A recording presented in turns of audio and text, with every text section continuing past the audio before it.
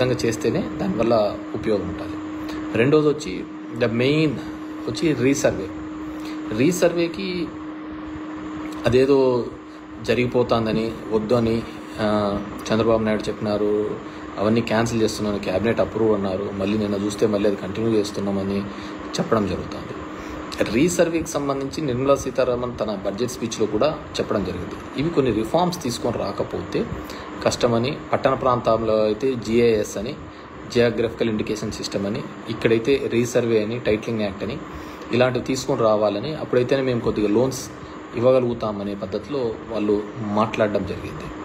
So ఎందుకు నేను చెప్తున్నానంటే, ఉదాహరణకు మా అనంతపూర్ జిల్లా లాంటి జిల్లాల్లో సర్వే నెంబర్ 50 ఉదాహరణకు ఉంటే ఆ 50లో ఉండాల్సినది 70 ఎకరాల ఎక్స్టెంట్ అయితే 150 ఎకరాలకు పాస్బుక్లు ఉంటాయి.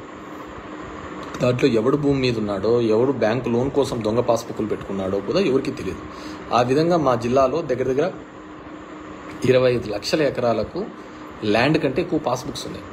అవన్నీ ఫిల్టర్ కావాలి, అవన్నీ క్లియర్ కావాలంటే ఖచ్చితంగా రీసర్వే తప్ప వేరే దారే లేదు.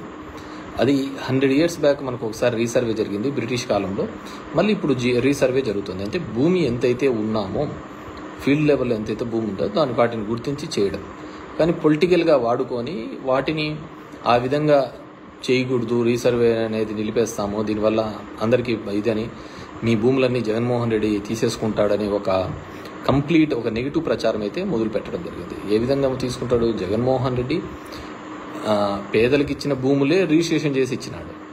అలాంటిది ఏ విధంగా తీసుకుంటాడు అనేది కూడా ఆలోచించలేరు అనుకుంటే డెఫినెట్గా నిజం నోరు దాటే లోపల అబద్ధం ఊరంతా చుట్టేసుకొని వచ్చినట్టు జరగాల్సిన నష్టం జరిగిందనేది అందరి యొక్క భావన.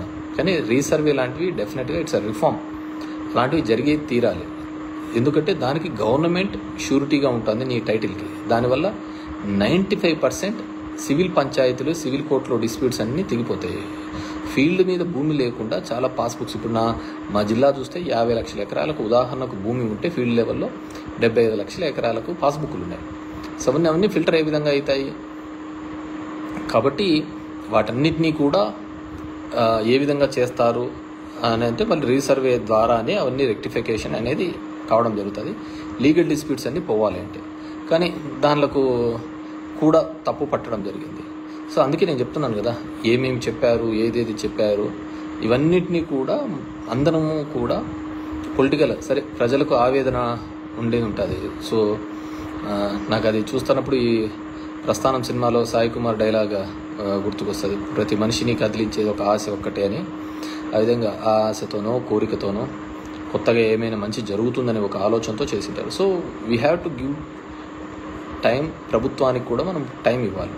టైం ఇచ్చిన తర్వాత వాళ్ళు కన్నా ఈ ఇయర్లో కూడా చేయలేకపోతే సరే, ఒక ఫైనాన్షియల్ ఇయర్ అంతా అయిపోయినా కానీ నువ్వు చేస్తూ ఉన్న హామీలు ఏమైనాయి, సంపద సృష్టిస్తాను. ఇప్పుడు అమరావతి అనే దాంట్లో ఒక్కొరికి ఒక కన్ఫ్యూజన్ అనేది, కొంతమంది లోన్ అంటారు, కొంతమంది గ్రాంట్ అంటారు, కొంతమంది మేము చూసుకుంటామని చెప్పేసి ఫైనాన్షియల్ మినిస్టర్ మేము అని చెప్పి లోన్ కిందకి వస్తుంది. డిఫరెంట్ బ్యాంకింగ్ సెక్టర్, EAB కావచ్చు, ఎక్స్టర్నల్ ఎయిడెడ్ బ్యాంక్ EAB గురించి కావచ్చు, వరల్డ్ బ్యాంక్ గురించి కావచ్చు, డిఫరెంట్ బ్యాంక్స్ నుంచి ఇప్పిస్తాము అని అన్నారు. మరి అది ఏ విధంగా ఇప్పిస్తారనేది ఇంకా ఇంతవరకు గైడ్లైన్స్ రాలేదు.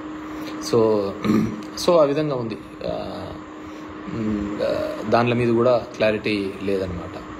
సో ఓవరాల్గా we have to give, because మనకు చేస్తామనేది ఎటువంటి ట్యాక్సేషన్ లేకుండా, కొత్తగా ట్యాక్సులు విధించకుండా, పెంచిన కరెంటు ఛార్జీలు తగ్గిస్తామని, పెరిగిన ఛార్జీలు తగ్గించి, ఎటువంటి ట్యాక్సే లేకుండా సంపద సృష్టించి వాటి ద్వారా పథకాలు ఇస్తామని చెప్పేసి.